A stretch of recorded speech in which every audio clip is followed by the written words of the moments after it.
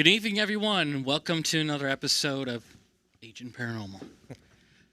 I'm your co-host, Rich. In the studio with me tonight is Pete and Kevin. Hola. And Todd, someplace behind the curtain there. He's hiding.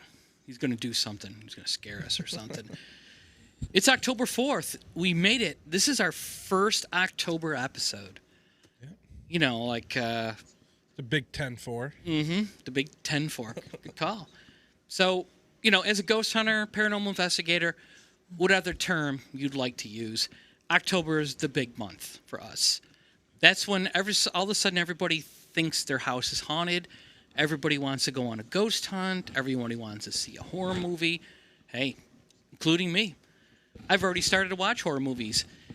Two of my favorite channels this time of year are AMC, and it's not because of The Walking Dead. I don't know about you guys, but I fell out of The Walking Dead years ago. I don't know what it was. It got so kind of like stagnant for me, and I just dropped off. The next thing you know, it's like 8 seasons go by. And so it's like, if I'm going to follow up and watch it, I've got to like seriously binge for like 3 months. Yep. And I'm just not going to do it. I'm just not going to. However, in October, they are doing horror movies, and they had 2 Halloween movies on the other night. Yes. One of my favorite ones was The Curse of Michael Myers. That was the first appearance of Paul Rudd. Paul Rudd. You all know Paul Rudd. Was he trying to date someone in there? Or? No, he played Tommy Doyle, who was the little boy in the very first Halloween movie. Yep, all growed up. Yep, all growed. All growed up. Welcome to Utica, everyone. We're all growed up here. Groaned it up. He was a little boy in that, and now he obviously much older, and then he rescues Jamie Lloyd's baby and comes face to face with Michael Myers. It was kind of a weird part for him, but I mean, he's such a big star now. But it's also kind of cool to see where he got his start. And even the credits, it said introducing Paul Rudd. So yes, so I am a huge Halloween movie fan. Anything John Carpenter makes. The Fog, Halloween, all that kind of stuff. I love it, and that's probably why I also like to do the ghost hunting stuff, because it's scary. Right, guys? Scary. I absolutely love John Carpenter's Vampires movie. That just cracks me up. They had the best guy in there. Absolutely. I don't like the one afterwards with Bon Jovi. No. Wasn't there? No. Bon Jovi was the ghost hunter, or the vampire killer? Yeah, no. Who was the guy that played the main vampire killer in John Carpenter's Vampires? That was James Woods, wasn't it? James Woods. James Woods. He was a badass too. That was great. Good call, Peter. Good call. There's another one, if you ever get to watch. It's called I think it's Ghost of Mars. Yes, I love Ghost of Mars too. Yeah, that's a good one. With Ice Cube tea. Yep. Ice Tea Cube tree. I can never remember that. And then there's another one, if you ever get a chance to watch it, I think it's one of John Carpenter's scariest ones, and that is The Prince of Darkness. Alice Cooper was in it. That was a really kind of creepy one, all about bringing back the devil into our dimension, and the Exorcist and all that kind of stuff. Anyways, that's not what we're here to talk about. Do you know what an underrated movie Midnight Meat Train is? Have you guys ever seen that? I think that's actually one of the scariest movies that's out there, and it's never on. I watched it after you suggested it. Yeah, that was interesting. Did you expect the ending? I mean, it's like the whole thing was just... Okay, no spoiler alerts here. No. He's mentioned this to me before a few times. What is the movie about? What's the premise of the movie? Bradley Cooper is a photographer, photojournalist. Bradley Cooper from The Hangover. Takes place in New York City, and you just really have to watch it, I guess. I mean, you don't want a spoiler alert. You have to just watch it. It's really bloody, gory, bloody. All right, I'll take your word for it. Maybe that's why it's never on TV. It's too bloody. I don't even... As someone who goes back to Kolchak and the Night Stalker, I'll give it a whirl, Peter. You know how I look at it? Bradley Cooper's really never made a bad movie that I've seen, so... Worst case scenario, it's a one-watcher. One watcher. You know, maybe it's not a Silver Linings Playbook or Hangover or The Wedding Crashers, but... Or The Notebook or any of those. So anyways, for all of you out there in our viewing audience, Pete is a huge Twilight and Hunger Games fan. He's in those tween movies. Loves those things. Email us. And I'm not even joking. The glitter Dead things serious, in life. man. I can't do the finger thing. He's like, I remember talking to him. He's going, "Where are you going?" I go to the movie, see the Hunger Games. What? Yeah, the Hunger Games, man. So all you Uticans, Romanos, speaking of the Hunger Games, you seen the Hunger Games? No, No? Yes. no. So what district did they end up in the end? I don't 13. I've seen it once. District 13. Oh boy. I do remember you talking. Remember, about you this. couldn't go into District 13, and the capital city would never attack District 13. You know where District 13 is? Yep. Griffiths. If you actually look at the map of Panem, how they drew it in the book, it falls right in where Griffiths would be. And in the movie, that was the only district that had nuclear weapons, which is why they could never mess, why the capital in Denver, Colorado would never mess with District 13. So we're D13. Okay, enough of that. You made me go on a tween tangent. Not really a tween pageant, but a tween tangent.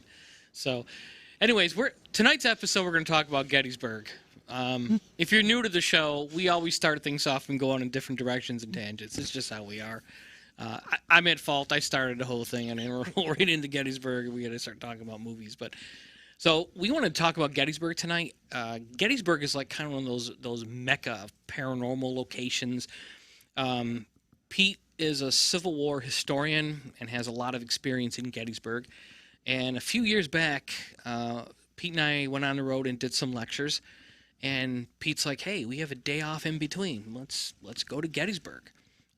If you could see him in Gettysburg, it's like a little kid, like in a toy store. He's so excited about being there. And they do have a candy shop, too.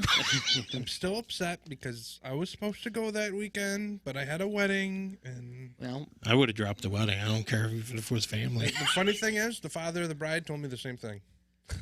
that you should have went with us. Yeah.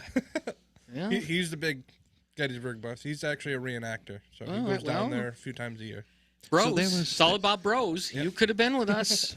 So is that when we both caught the pre-COVID experience? Yes. There? Yeah.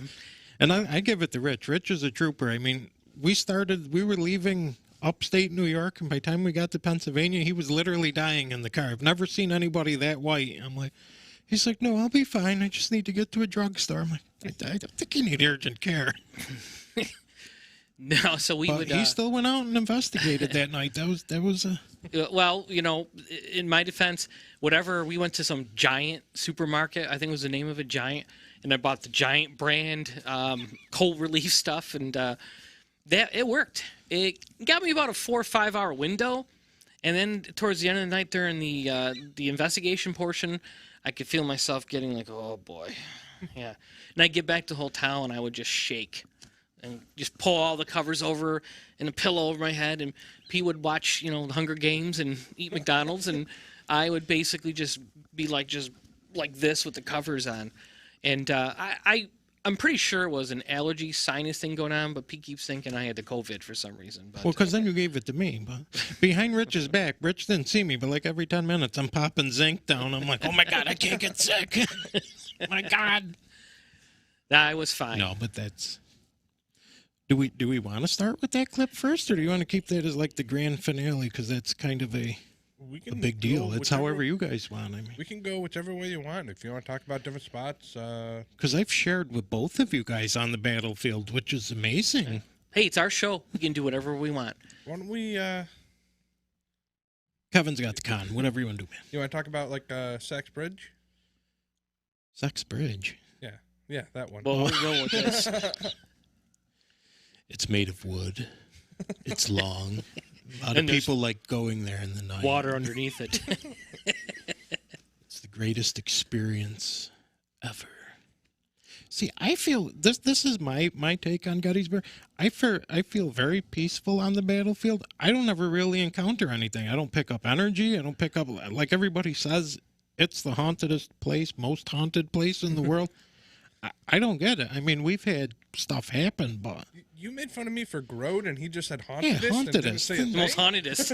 I gotta write these down. there you go. There's the next TV. That's the Agent Paranormal Dictionary. These are words that we are entering into the Tune dictionary. in Thursday for Agent Paranormal Most Hauntedest.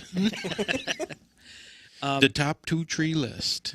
You know what? So Gettysburg to me was creepy, just because of the fact that it got dark early, the park was open, and we're driving around, and Pete seems to know where we're going.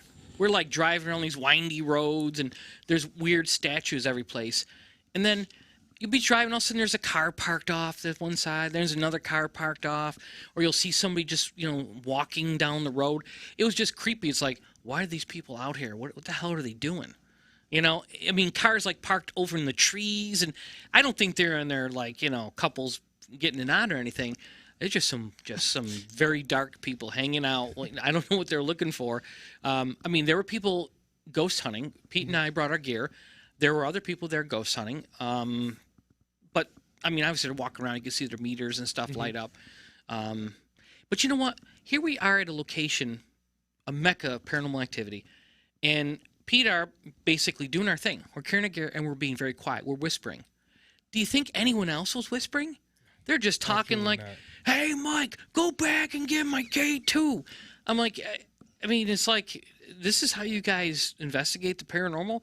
People are there playing music and they're talking and they're walking up into the woods, and I'm just like, I mean, it's like we're going to do an audio session, and all we're going to hear is everybody else talking. Listen to this clip. You can distinctly hear a Civil War soldier say, "Go back and get my K2."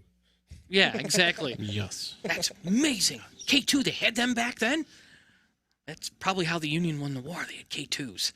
So it was just odd for me. I mean, Pete was just like, it was normal for Pete, but I just thought there was a lot of people there ghost hunting, and then a lot of people were just kind of talking loudly, and and if you ever went an investigation with us, and you have you ever seen people talk loud in an investigation and Pete loses shit? Because he will. I've seen him yell at people down the, "Shut up! Shut the hell up!" I pissed off our own team during that one investigation. There were doors slamming, cars driving away. Oh, he was just letting loose at everybody. We were doing an investigation. But that at was a home. serious. Yeah, at home, and we were listening to something come around the corner upstairs, walk around the corner towards us. And you could feel the energy coming up, and all of a sudden you hear laughing and giggling and everything and hollering downstairs, and then Pete just lost his mind. Like, just a quickie for the people. I mean, the family called us in. The family member died snowmobiling. And they're like, "We don't know how to tell you that." We're like, "We're pretty sure he's still in his room. We can hear him moving. We can see the shadows." So it was me, Rich, and Steve are upstairs, and we're watching this. Every time we threw the thermal camera on, the thermal camera shut down. The DVR system shut down. All the equipment was failing. You'd see the shadow move. You'd hear the floor creaking. And then everybody's like laughing downstairs. I'm like, "Guys, shut up. We got stuff going on. Shut up." But then the second time they didn't shut up, and I just went off, and it was never the same after that. I remember a little more violent than that.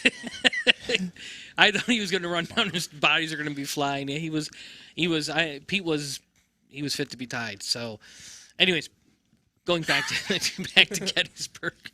So Pete, tell us a little about.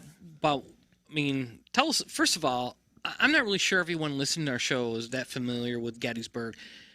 Throw a little facts out there for people who want to basically understand what happened, the time frame, etc. So Gettysburg took place on the 1st, 2nd, and 3rd of July, 1863. A lot of people call it the Battle of Gettysburg. A lot of historians call it the Gettysburg Campaign because it actually took place over a 15-day period. It started in Virginia with a diversionary army, and then the main army. Both were being hidden by the Blue Ridge Mountains, and then, long story short, they accidentally hit up in Gettysburg. The Union cavalry did their best to slow them down to allow the Union army to come up from the south, and the Confederate army was up near Harrisburg, actually, so they had to go down south to fight the battle. So that's a weird little thing there. Casualty-wise, it was one of the worst battles. it wasn't the single worst day of the war because there were several other battles that actually took place during the war with higher body counts, like Franklin, Tennessee, and Antietam and other things. But a combined result, there was many casualties over that entire campaign, and then the number of people that died of wounds months after. You've been to Gettysburg, you've did the drive with me, so you see it's not really one little field like we have the Battle of Oriskany in our area. It's a little field. You see that it's spread out over miles. So you have many hundreds of thousands of troops on each side fighting all over. So if you go into Gettysburg, you'll see little brass plaques that say Civil War Building, July 1st, 2nd, 3rd, 1863. That means those buildings were there during the battle. So if you're going to, the paranormal is very big in Gettysburg. If you're going to go on one of those tours, make sure the building you're going into has a plaque. Otherwise, it probably has nothing to do with the battle. Lesson learned.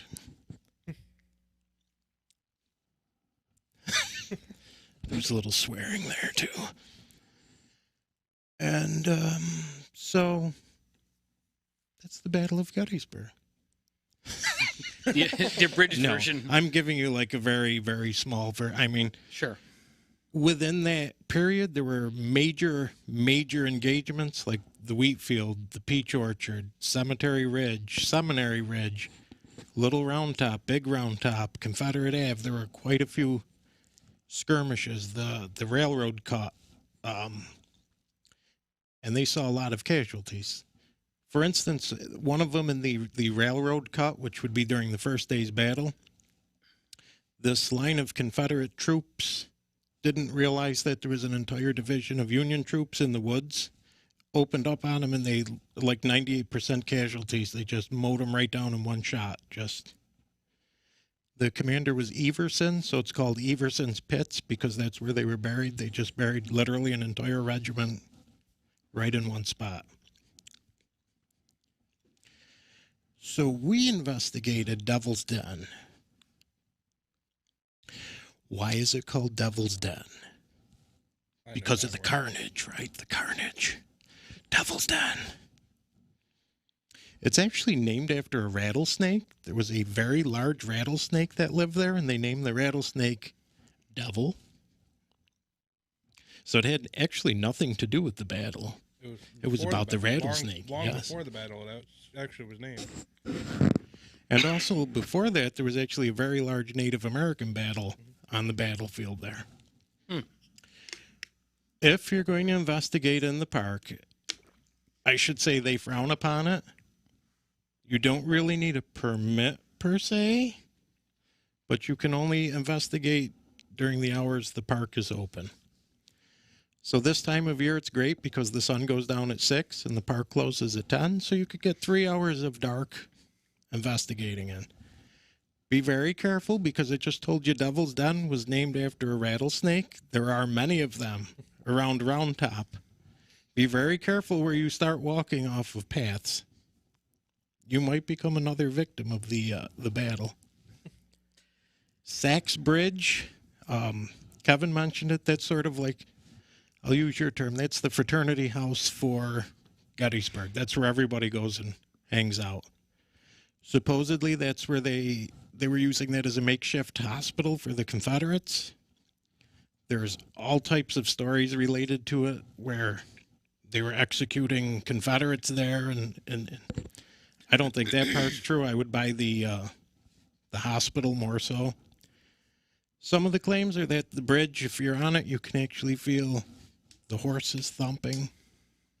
Did you get any feelings on the bridge? Or no, the only thing I felt was the horses of the massive, like 15 people that got dropped off and came running on the bridge while we were there investigating. So is that, you can feel it swaying, but I don't think that has anything to do swaying. with... It was just the stomping of their feet coming across. But it was also pouring rain that night when we went. And again, that's just like one of the nighttime things. I hate to say, they go there, they drink there, they party there. Like, was it with our group? We had the Frank's box going, and then before I knew it, we had like 40 people around us. That Like, was it. who the hell are you people? Like, we're running a session, and all of a sudden, just like this car pulls up, a mass of people get out, and then the car drives away, and these people just start coming onto the bridge, and they're staying down at the other end, and we're doing the session, and next thing we know, they're all around us and just watching us do the session. it's like, cool, we're doing our own Gettysburg investigation. With a bunch of strangers. Should have charged. Man.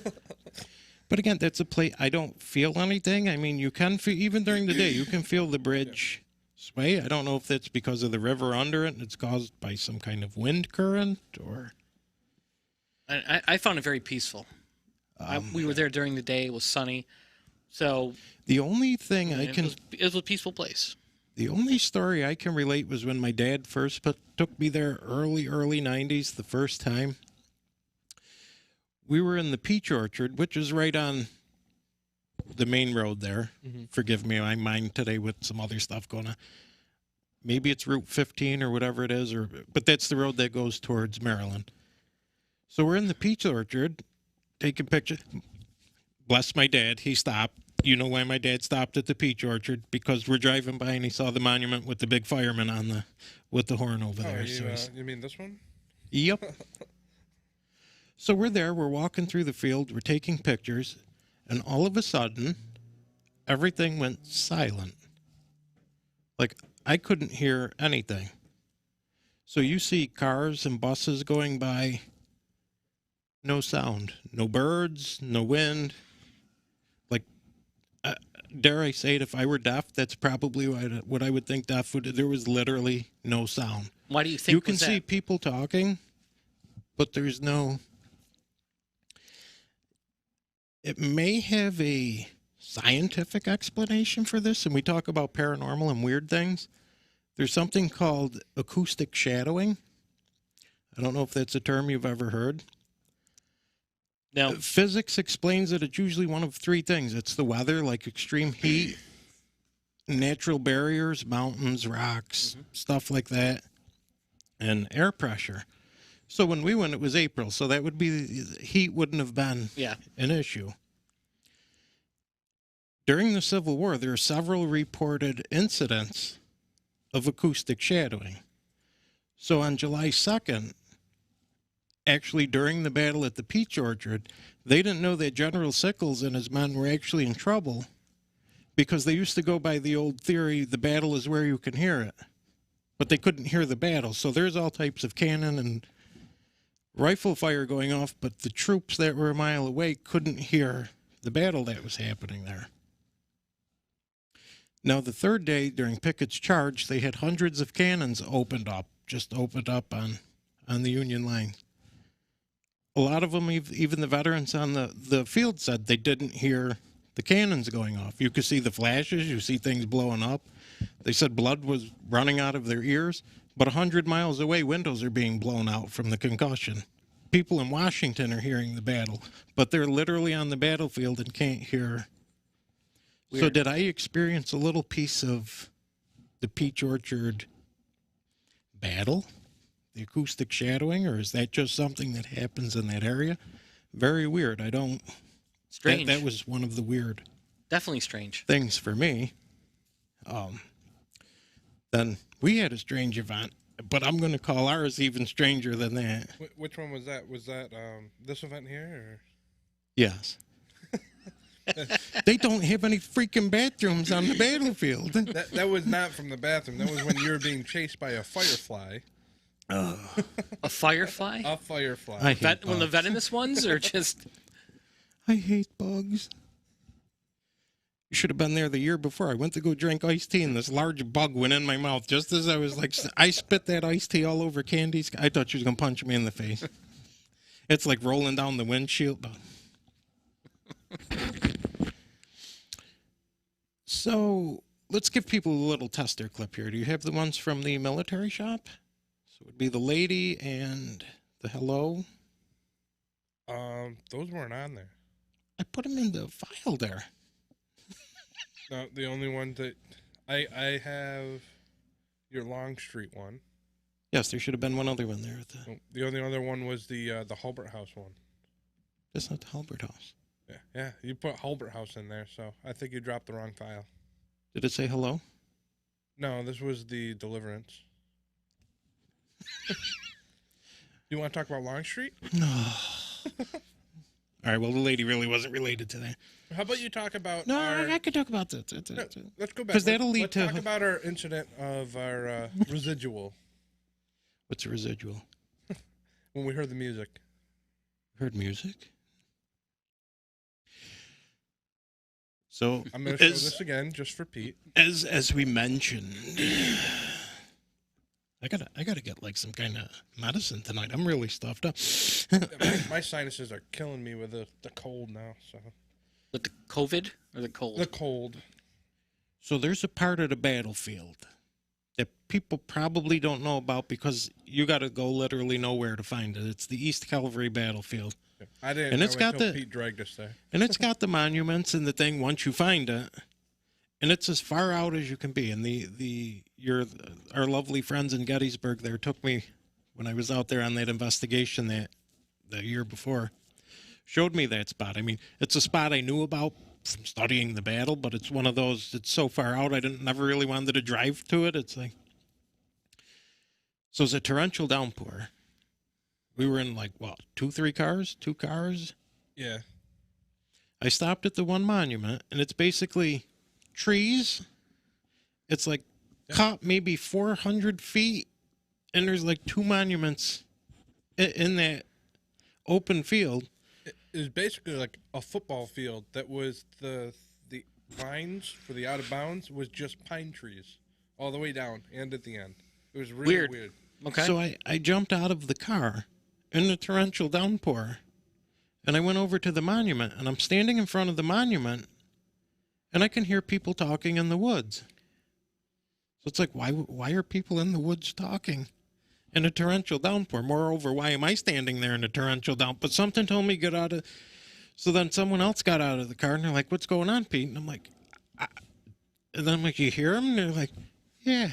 So we started walking towards the voice. The voice started walking a little further away. We'd get closer, it would walk, and then I think everybody or most of us joined. Yeah, we all got out.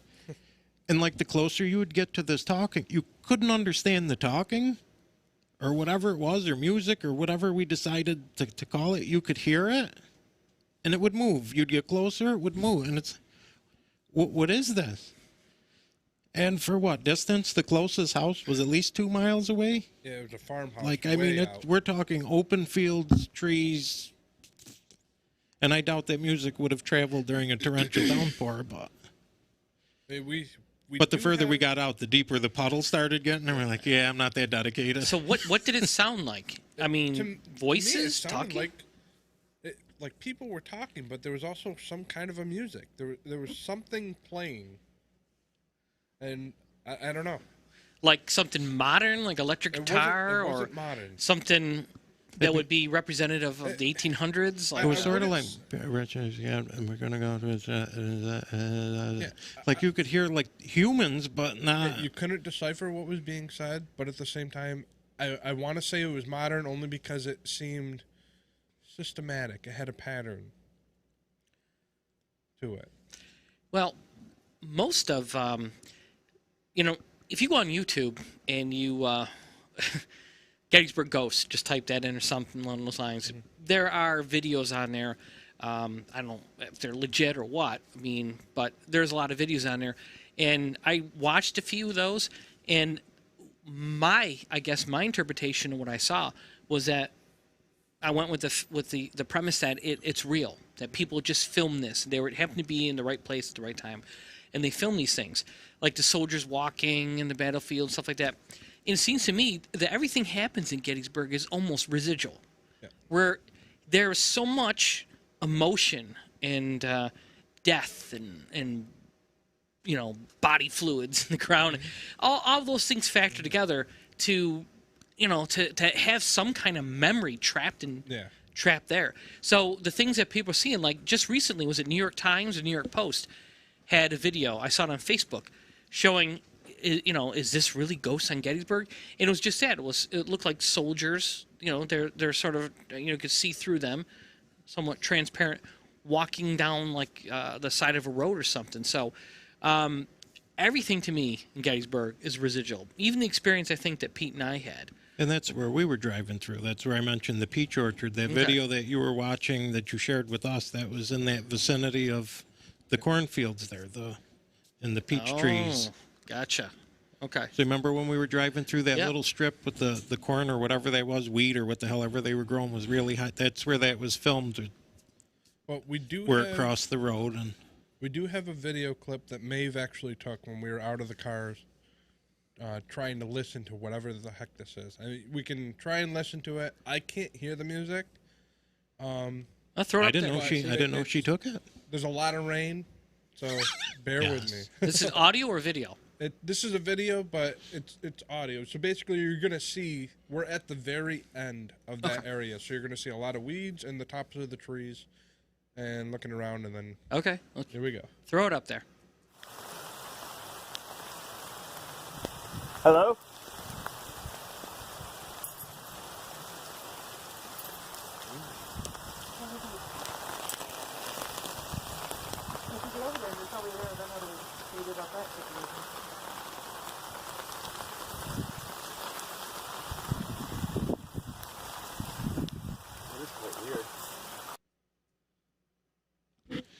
I thought I might have very faintly in one spot.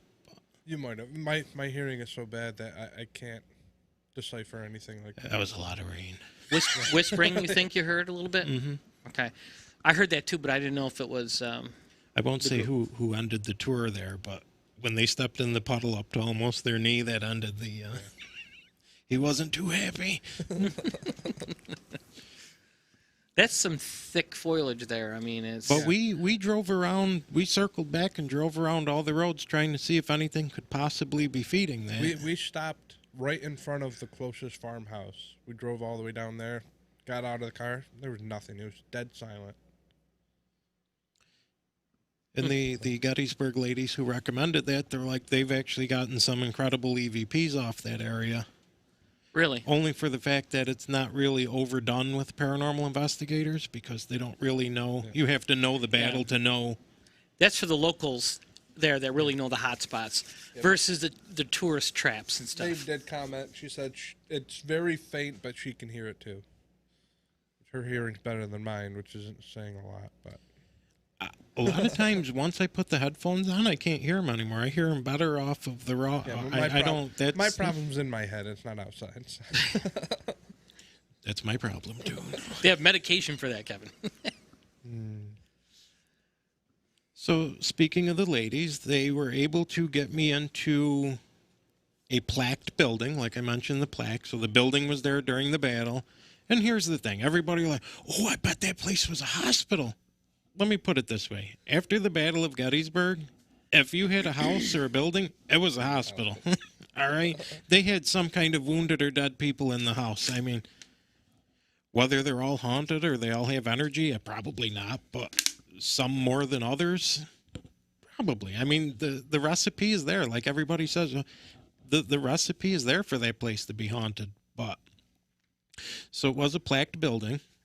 They sold military artifacts. It was on season 1, episode 1 of, is it Haunted Towns? Was that the new show that came out? So I got to go in there and investigate with them and the ladies. And they had some incredible war memorabilia. If you guys love war memorabilia, holy crap, they had some good stuff. So they brought me in the basement. In the basement, they had a wicker coffin basket. That's what they used to transport the dead bodies in back then. Like today we have the zippy bags. Back then they used wicker baskets. So they had a baby one and they had a full-size wicker casket down there and some other stuff. And they explained that, and the building was like exceptionally long. It was maybe 20 feet wide, but probably like 110 feet long. It was one of those. It's a lot bigger than it looks, but not from the front deal. You could see some shadow movement at the far end, but at that point to me, you're so far away. Is that really paranormal? That's probably just your eyes trying to. Yeah. So the clip I thought I gave Kevin was when we initially cranked up the portal. I was joking around. I'm like, hello. And like a lady immediately answered, hello. And I'm like, oh, hello. And that was all I got from her. Nothing really went on for about 20, 30 minutes. So that's when I went into my adopted alter ego, Colonel Buford T. Hansen of the Texas Cavalry. And I really got into it deep as far as what we call era cues. So we're trying to do something that would be relevant to the battle. So I'm like, boys, pray tell, I must speak to General Lee. Where is General Lee? I got the entire Army First Corps in front of me. I got Howard's men over here. I need to speak with General Lee, General Longstreet, General Hood, Hill, anyone. I need to speak with a general. And should we just play the clip so the people can see if they hear a response? I've got two parts to this clip for you because I edited it so we can play it, and I have captions so you can hear what Pete's saying, and then we'll hear that part, and then I have another one that will reveal what we think we heard. Okay. Colonel Buford T. Hansen, First Texas Cavalry. I'm excited. Let's do this. Where's General Longstreet?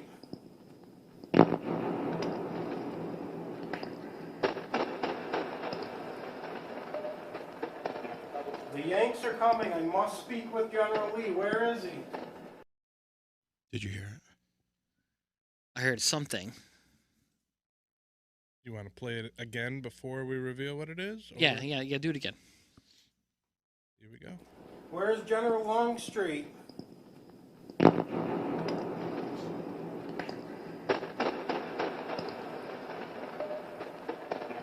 The Yanks are coming. I must speak with General Lee. Where is he? I heard a voice. I can't tell you what it said, but I heard a voice. All right. Let's play the rest of it. Okay. Where's General Longstreet? The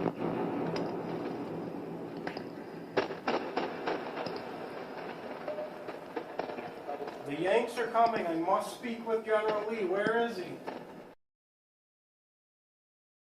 Okay. You put some context to it. Yeah. Do it again. I want to see if I can clearly hear that. Where's General Longstreet? The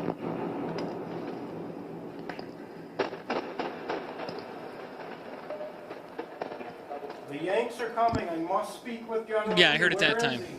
He is coming. That's what I call a good EVP. I mean, I wish it was a lot louder, but yeah, it's like, where's General Lee? He's coming. You can use he's coming. You can use Audacity, which is a free software. That's what we used to use. You can trim audio clips. You can amplify them. You can take I probably noise out of that it a little bit more in my programs, but I thought it was decent enough that. Yeah. See, like, I like that as a paranormal investigator as a clip because it's not like, where's General Lee? Pineapple. Like, like the response had nothing to do with what you're. It's like, where's General Lee? He's coming. All right, that's pretty good. That's intelligent. Yeah, and going back to what I said I think a lot of it's residual, but every once in a while we get something that's has some intelligence behind it. Why do you think that is? Why would I mean, this has always sort of baffled me. Like, of all the people that died there, so many of them probably moved on, and so many of them are still possibly there, intelligent. And the residual is just, I think the residual is just a ghost. It's just a trapped memory that just goes on without any physical, without an intelligent spirit to back it up. But it's just always, it's just always interested me why some stay, some leave, and why are some trapped there, Like, I won't regurgitate a lot of the stories that are out there. You can find them everywhere. But, like, I did talk to, when my dad and I went back in the 90s, the one guy did tell us a story, one of the Rangers, which they usually don't. If you know anything about the Park Service, they usually don't. But then this was later confirmed because similar stuff happened when they were filming the movie Gettysburg out on the battlefield where the actors were were camping out right on the battlefield. Well, the ranger had said there were a couple reenactors that were just walking about on the battlefield, and they said out of nowhere, these 3 guys ran up to him in Confederate uniforms, handed him a handful of wrapped ammunition, and said, "Here, you're going to need these." They ran, and when they turned, they were gone. So now they're holding like 5 or 6 cartridges. Like, where did these come? Like, they couldn't find the people. They couldn't find, and there's a lot of stories like that. Something like that again resurfaced during the movie Gettysburg. I think Stephen Lang may have been the one where he said some officer walked up to him one night while they were all out after the shoot or something. I don't remember the thing. It's been a while since I read it, but they're like, "Who is this guy?" And then it like disappeared, and they're like, "That may have been a real like Confederate officer." Like, so I mean, there are Yeah. What brings them out? I don't know. I guess in something like that, the ERA Q would do it, and that's ERA space CUE. Because I know you're probably not understanding what I'm saying over here, but maybe seeing all the tents up, maybe seeing all these reenactors in full gear, they're like, "Oh, let me go attach with this unit," or let me. I don't. It's almost like I don't know. They're looking for their comrades, you know, and then you do the reenactment, and they come running out. You know, like they have something they still have to do. They have to complete something before they can move on, if you will. So I mean to me, when we drove around the place, it was just eerie and creepy. Period. I mean, just the roads and then there's weird statues, and you're driving through very narrow roads where there's tall trees around you, and you just get kind of a an awkward feeling that you're being watched. You know what I mean? As you drive around, that something or somebody's watching you all the time. We had that moment too. I forgot where we were stopped. And all of a sudden we heard like fife music or some kind of music was being played. And I looked at Rich and I'm like, "There's a guy standing up on the hill playing music." I'm like, "If that's not a reenactor," I'm like, holy crap. But then like his son ran up to him. I'm like, yeah. Yeah, I remember that. Because it's like out of nowhere. It's like, where the hell did this guy come from? I think that feeds maybe a lot of what's still going on. They're going back there. They're doing reenactments. They're communicating. They're doing spirit box sessions. I mean, it's like they're constantly calling them back to reenact and relive it over and over again for some reason. I can be honest with you. It's a beautiful place. And when we did our ghost hunt, we were over at Devil's Den, right? Yep. I think I almost broke my leg twice. I think I stubbed my toe and whacked my shin. I mean, it's a dangerous place, period, with all the rock formations and stuff. Walking around like the light off of your iPhone or something. It's I gave you that one. Do you see something in the photo? Yes, I do. Up in the corner? Yep.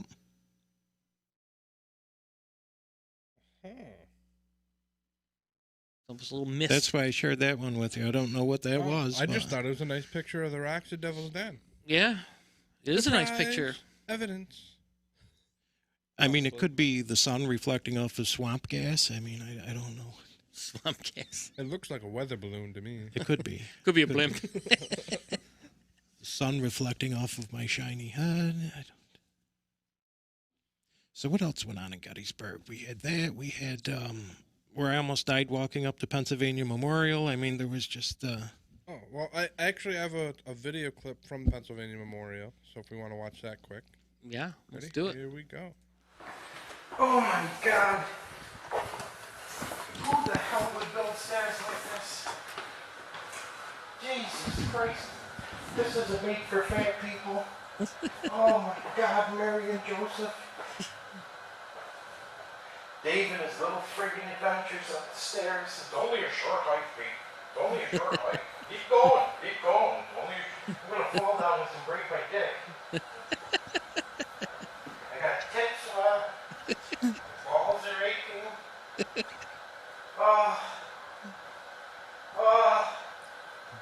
Come on, how many friggin' stairs are in this? And it's only like this wide.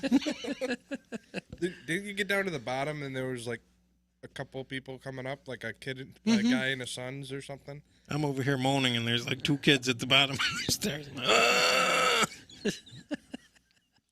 But you see, I don't even think it's open now because this is the stupidity we've come to in life. They had to close it because somebody fell off the friggin' monument a few months ago. Really? The top. Like, are you that stupid? Like, do you not I mean, it's not easy when you're to get 100 feet in the air. And it's not that easy to get over the edge. No, look that one up. Somebody fell off the friggin' Pennsylvania Memorial. They didn't die, thank God. I don't know how they missed all the marble. But thank God they didn't. God. And it's like you get up there, too. They don't even have a sign because when it was built in the 1890s, people weren't stupid. They realized, I'm not going to climb up and just stand on the edge. And, there's the Battle of Gettysburg. It is true. They make a valid point. I mean, we're supposed to be so much more intelligent than our ancestors, right, as we've developed. But we got more signs telling us what to do, not to do. And it's interesting because I was driving here down the parkway. There was a sign that said, hold on to your change. Don't give it to the panhandlers. I'm like, I've never seen a sign like that before. It said, keep it and give it to a charity. So they must be having a panhandling problem down that area. You've never seen the panhandler standing next to the sign that says no panhandling? No. Right in front of the McDonald's over there. Well, there's a sign now that says keep your change, because everybody must have given him the change. But I mean, why? You got to put up a sign to tell people not to do something. You don't know the situation of the guy. He might be on very, very hard times, and he might just be scamming people. But now we have a sign to warn people. We have signs for everything. Don't fall here. Don't step in that. Don't. I mean, we're supposed to be more intelligent, yet we keep doing stupid things and have to put more signs up. It's like the warning label on peanuts that say may contain peanuts. Like, or going back to where there was a woman, right, who dumped the McDonald's coffee in her lap and sued him for millions of dollars, and then they had to put a warning on there: hot. Be careful. Coffee was hot. It kills me, man. It just kills me. And I know you didn't go up to the top of the memorial, but when you're up there, there's all bronze plaques, and that's why it was built. It's like Wheatfield, 1/2 mile, Little Round Top, 1 mile, Confederate Ave, 4 miles, Eternal Light Memorial, 5 mile, and you can see pretty much the whole panorama of the battlefield up there. Yeah, this shot is actually from on top of Pennsylvania. I thought that's where. So you can get a good vantage point up there. I mean, that's absolutely. We got to go back. I love going there. There's 2 places in the world that relax me more than anything else: Gettysburg and Las Vegas. Both of them have nothing to do with each other, but nothing to do with each other. Ghost walks. And it's like there's a mafia out there, too, with the ghosts. You don't even get involved with the ghost crap going on out there. I mean, like the drama and the mob. I mean, people sue people. People threaten to kill people. They shut businesses down. Holy crap, don't let them know you're in a group if you go down there. Just go do your thing. If you want to walk through here, you have to get rid of your colors. You gotta. So I think that movie, The Warriors, where they're trying to get home, and they came to this one thing, they're like, you can pass, but you have to drop your colors, which means they had to take off their vests. We should get vests. And like every other building, there's a different tour group. And so you pick this tour group, and the other ones, I'll remember you walking down the strip. They take pictures of you, and they got a big thing. This guy. So you stay in that hotel, huh? So a little controversy here. I mean, I don't know how well versed you guys are. Either of you familiar with Jenny Wade? Jenny Wade. The Jenny Wade house. Okay, there she is. So she was the only civilian killed during the Battle of Gettysburg. She was killed while making bread. Are you stupid? I'm sorry. Like, who makes... I almost swore there. Who makes bread during a friggin' battle? Well, didn't they say she was making bread for soldiers? Who would make bread during a battle? Is that the door where the bullet holes went through? Door. I think, the top pane on the left. Okay, so let me put this in perspective Two shots on the door. for people who may been to Gettysburg. So Kevin and Maeve stayed at the Farnsworth house. Oh, yeah. Okay, so that's in line of the Jenny Wade house. Yep. Right next door and actually on the property of the Hotel 1863, the Jenny Wade house is right there. Mm-hmm. So there was nothing near Jenny Wade's house. So you were at the Farnsworth house, you could see the Jenny Wade house. Behind Jenny Wade's house, you'd see the Gettysburg Cemetery. So first day's battle, the entire Union First Corps is forming on Cemetery Ridge, which is right behind her house. So when the Union lines broke and they pushed them through, and yes, there's the Cemetery Ridge line. So when the troops broke, the Union troops, and they flooded through town trying to get out and trying to get up to Cemetery Hill with the main body of the Union Army, civilians were mixed in with that whole group. Everybody was just trying to get out of the way of the Confederate Army, which was now pushing them through town. So years back, there was a place called the House of Bender, which was in the town square there. I think it's a clock store or something was there at this point. But they had all types of sharpshooters up in the upper floors firing and trying to pick people off on Cemetery Ridge. They had people in the Farnsworth house, sharpshooters trying to pick people up.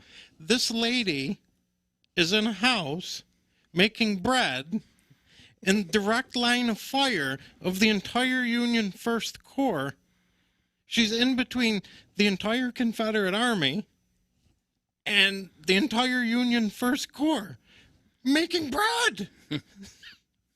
What sane Union commander would let that lady stay in the house? You know what I mean? That's like... He liked to bread. She's holding bread in the picture. Well, she was a stubborn woman. Well, she wasn't the only one in the house either. Her whole family was still in the house. I guess where the controversy, and too bad we don't have Nicole. I know she loves her true crime. She could investigate this for us. Miss Wade was engaged to Wesley Culp. Culp family owned a farm, which was also a major part of the Gettysburg battlefield called Culp's Hill. Right. Culp's Hill was the only part of the battlefield engaged all 3 days, and then even after they started retreating, it was still actually actively involved. That was the area where they should have actually concentrated on attacking, because that was actually the area guarding the road to Washington. That's what they wanted to take. If they could take that, they could have went right through Baltimore, right into Washington. So Wesley Culp, her fiancé, joined the Confederate Army. I believe, I may have this wrong, but one of the Culps actually did die on Culp's Hill. And it may have been Wesley. It may have been her fiancé. I'm not sure. I'd have to look that up. I'm a little cloudy right now. He joined the Confederate Army? He was actually in the Confederate Army. In Union territory. So who was she baking bread for? Oh, okay. The guy that shot her. That's right. It was a murder, and that's why we needed Nicole here, so she could get into the true crime aspect of this, and she could Nancy Grace this out for us and find out why she was making bread and why we killed her. It was a lover squirrel. But I always found that like one of the weird, stupid stories. Like, I don't care who you are. I'm not going to stay in the middle of a battle where there's 100,000 people behind me shooting at me. I mean, I guess I am stupid. I survived Woodstock 99 under a similar circumstance, but... Holy Lord. Are you able to do the chair cam? I can give you a quickie.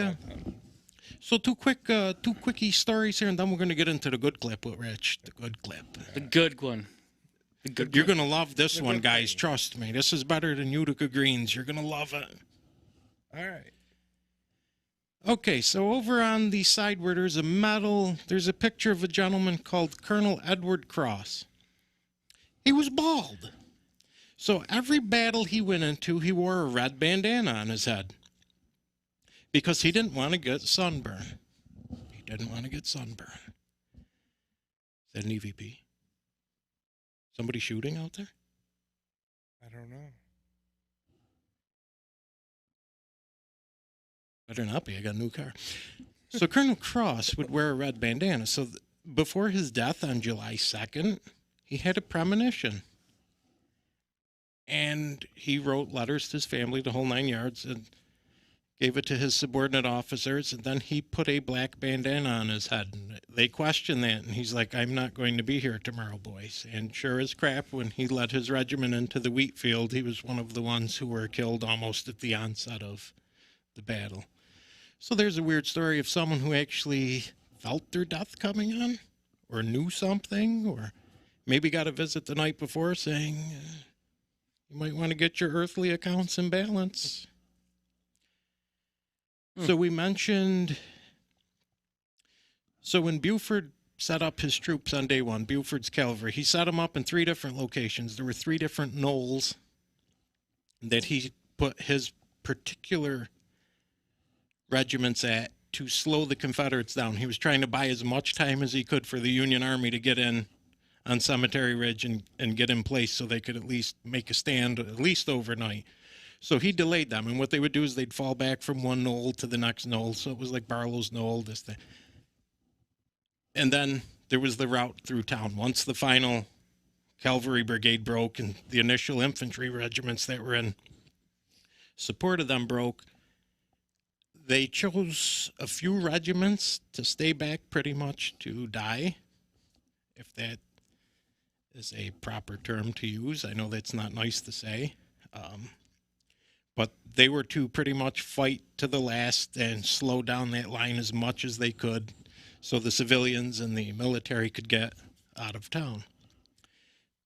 So after the battle, this girl found a dead Union sergeant, and he was holding a photograph in his hand.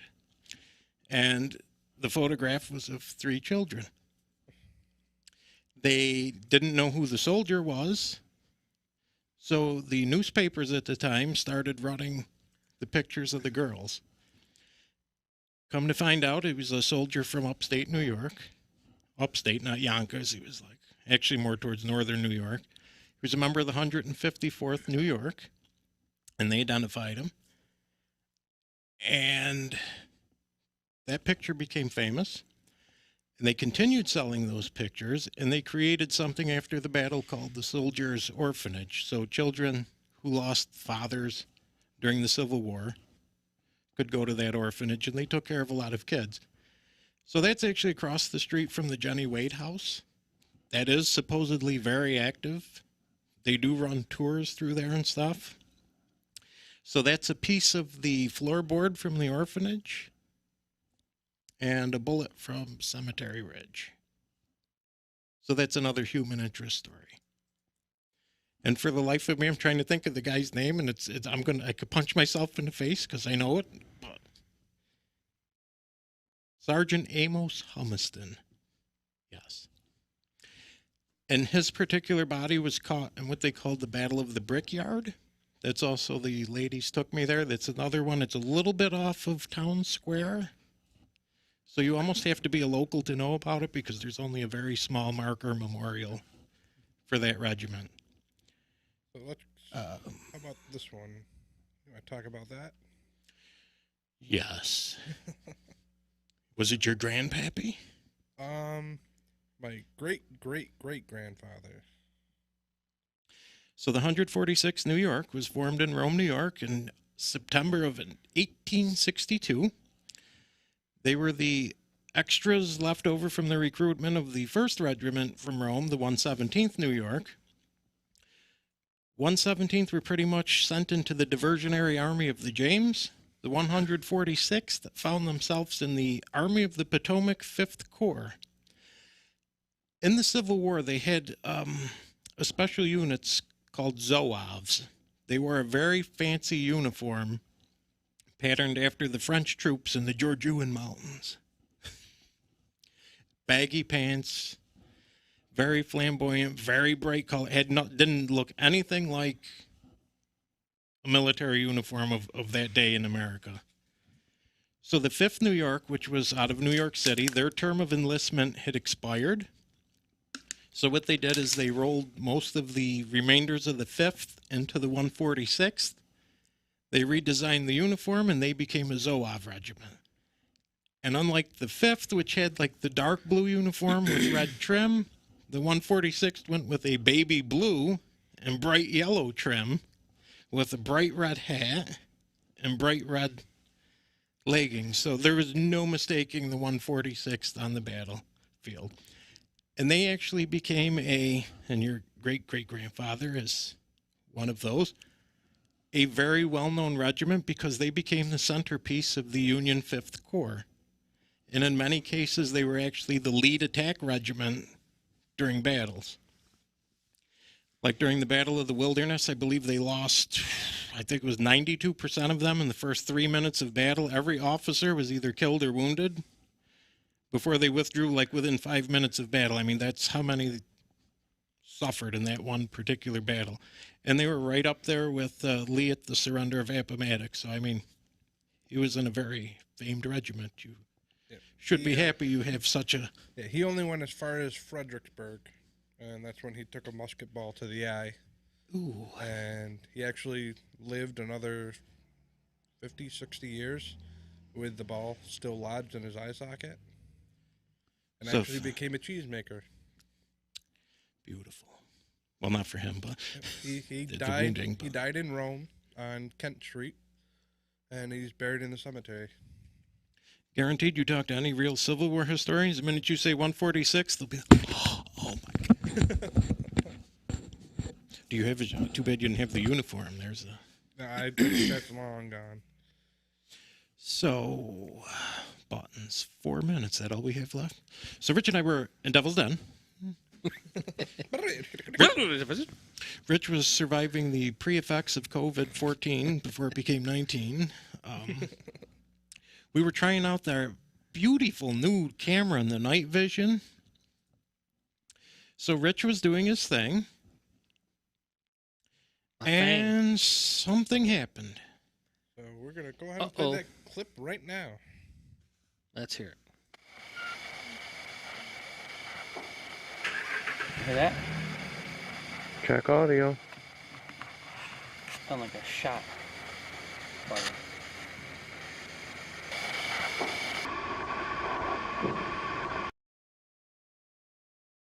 I guess it sucks that the people were closing their damn car door at the same time or starting their car, but that was not a car door. That was a gunshot. That was yeah, I cut out the car doors on it. Now you can definitely hear a distinct difference between them. So to put that in perspective, where Rich is standing, behind him would be towards Spangler Spring. Off this way would be Little Round Top. Devil's Den is to our left. That sound clearly came from behind us from Devil's Den, which means that was in the military park. So if someone shot a gun off, they shot it off inside the park. So I don't think that was anybody out there hunting or anybody. That was a clear pop. Again, between the wind and it was picking up all the other audio, but you can clearly hear at the beginning. Yeah, it was a gunshot. Hear that? Check audio. Sound like a shot. Fired. And I'm guessing that has something to do with the microphone on the camera, sucking in all that sound. Because standing there, it was very distinctly clear and loud. It was like, boom. Yeah. Okay.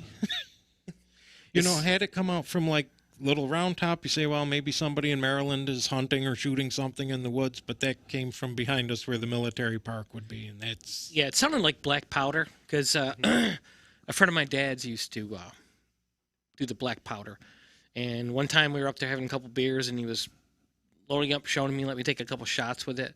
It definitely has a different sound to it than... like I say, 9mm or 12-gauge shotgun or something. Pop with a little fizz. Yeah, so it definitely sounded... Doesn't have the sound barrier powder breaking type thing. No. It was interesting. It sounded much louder when we were there. It definitely sounded much louder. I just caught myself, wow, did you hear that? Wasn't way off in the distance. That's the thing. It wasn't way off in the distance. It sounded like it came from like right in front of us. So I didn't hear anything ricochet off of a rock. So, and Pete still has both his eyes. So I think I think we're good. So all in all, that was a good experience. I'd like to actually go back and do one of these places for a few hours. Yeah, and that's the thing. You almost have to spend the money. Like a lot of these places, you can spend $400 for a couple hours and get a location yourself. Because, like Rich said, we were on Devil's Den. If you listen to the 40 minutes of that audio, you can hear the 30 college girls that were giggling up in the thing doing some kind of seance in the rock crevice. Yeah. There's just people coming in and out. Yeah. There is no quiet to any of that. No. And you almost want to yell at them. It's like, they can see that you're a paranormal investigator when you're carrying, equipment around with you. And yet they're just talking, slamming their doors, and, it's just like, shut up. We're trying to do something here. My God. Yeah, but you've been in college. You see people walking like that, and you're like, nerd. No, these weren't even, some of them weren't even in college. They were people older than us. They're just, and some were all dressed in black, They took the whole paranormal investigating stuff very seriously. Kidney stone? Uh-oh. Oh, boy. We start hearing screaming like, what was it, Seinfeld? Do you watch Seinfeld? Oh, a long time ago. When Kramer had one at the circus. They were at the circus and he passed it and he was screaming and the guy fell off of the tightrope and stuff. No? I don't remember that No? One. All right.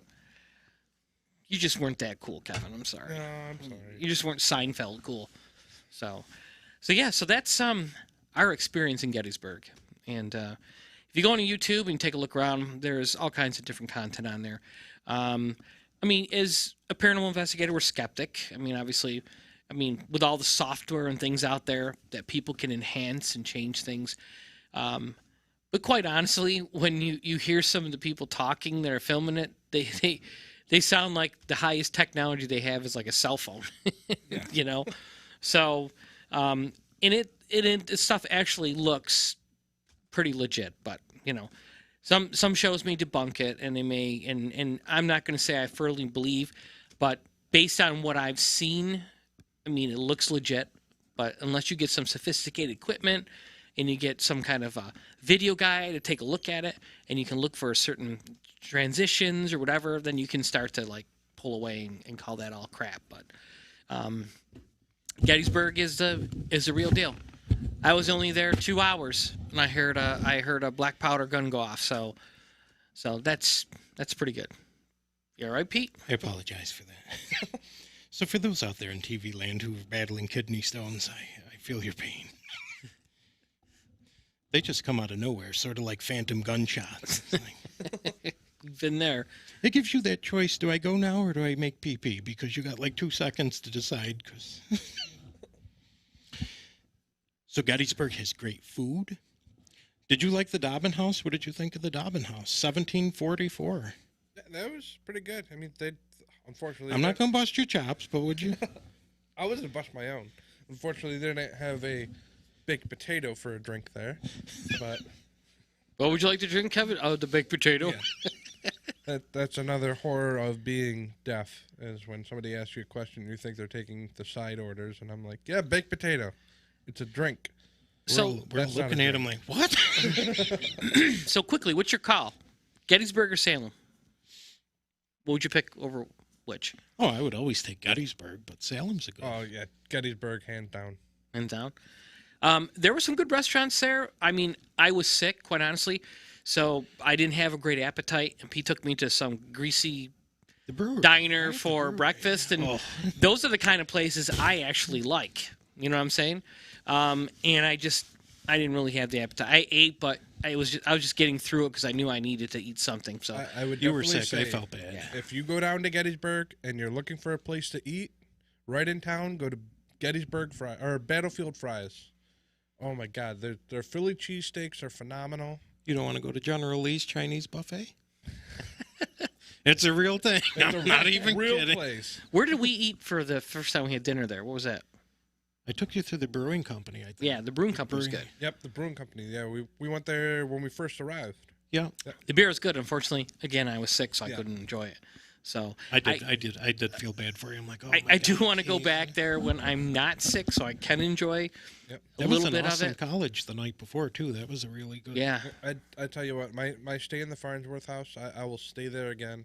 Their breakfast in the morning, it's not like continental breakfast where you just go in and everything's just kind of set out and everything. No, it with your package. You just walk in, you tell them that you're staying in one of the rooms, and they give you a menu of what you can order. So we got like French toast, eggs, and everything, or we can get the pancakes and the eggs and What were they called? the pancakes. Pancakes. Pancakes? Pancakes. It's made by a lady named Pam. These are my pancakes.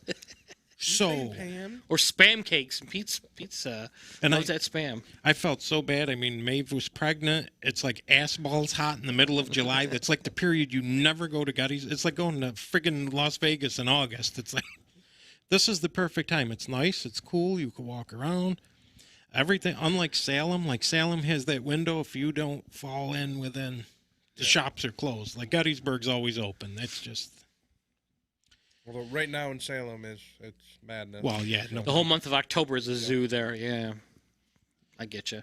like we would go for that conference and convention. Like when Nicole and I stopped there last year, like in the middle of October, that one Sunday. I mean, there are like lines. They have like the, what do you call them? The stanchions.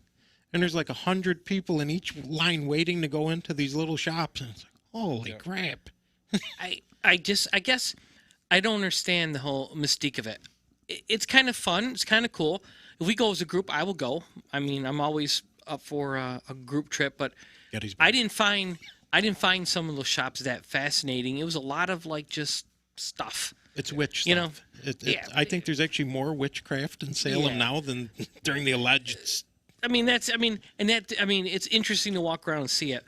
Some of the restaurants are good, you know.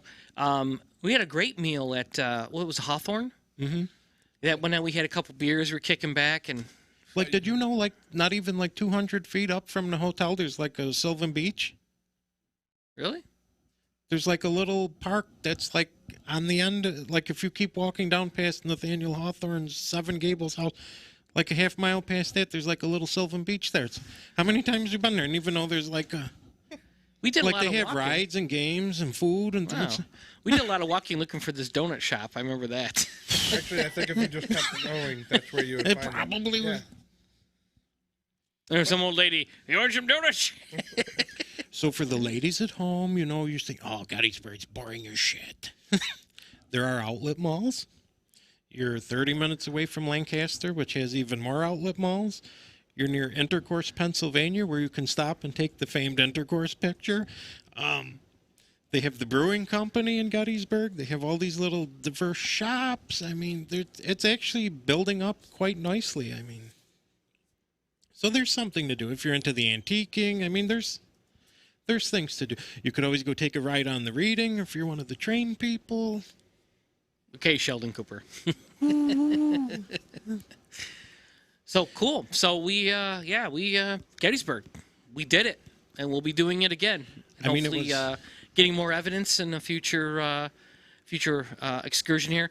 Honestly, we are very active. We like to take trips. We like to go investigate the places, but with COVID, that kind of put the kibosh on it. So That's why you know, tonight's kind of a reminiscent night. yes, we're going back, old school, basically reminiscent of our high school prom.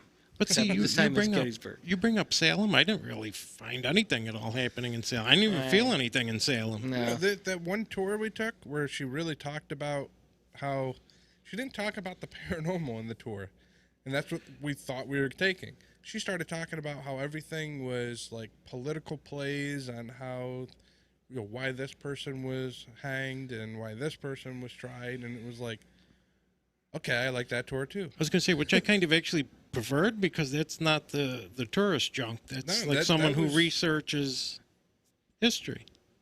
The only thing I'm ever going to remember about Salem, forgive me, Rich, is how we almost killed John Zaffis. That's really all I'm ever going to remember. Yeah, right at That and something Giles I can't Corey talk Cemetery about. there. Yeah.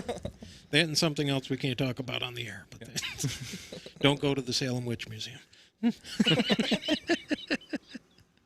I think we ruined that for everyone. We did.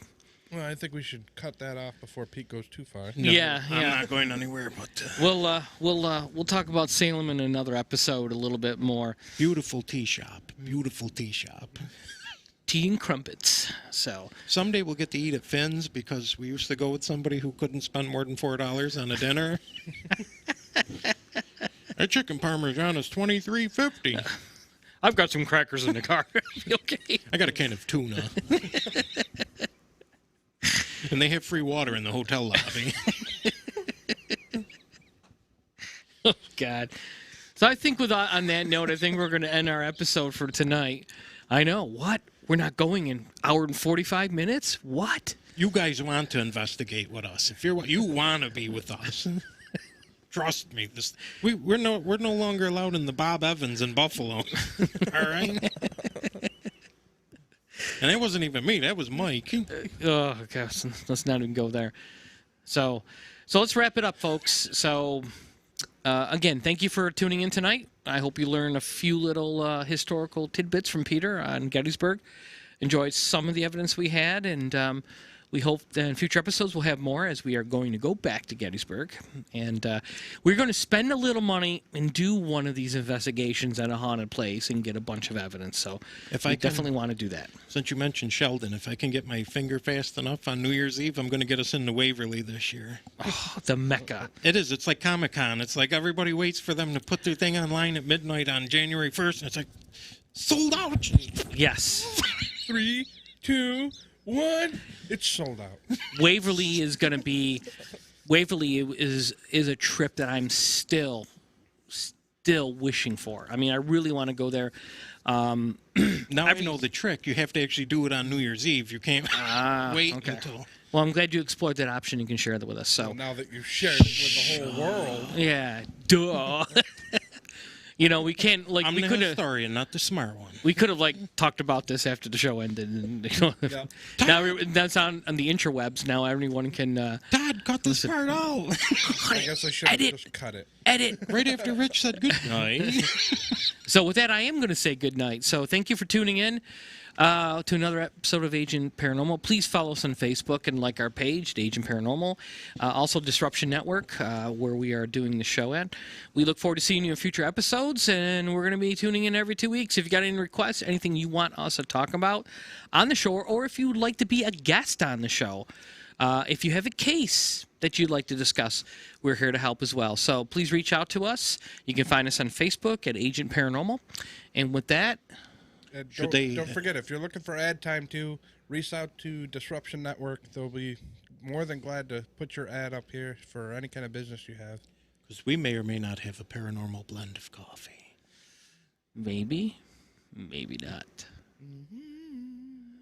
And one quick thing. If your place is haunted AF, give us a call. With that, we're going to end the show. Thank you so much. For myself, Peter, Todd, who's behind the curtain, and Kevin behind the control panel, engineering the show. Thank you, everyone. Have a very safe week, and we'll see you in 2.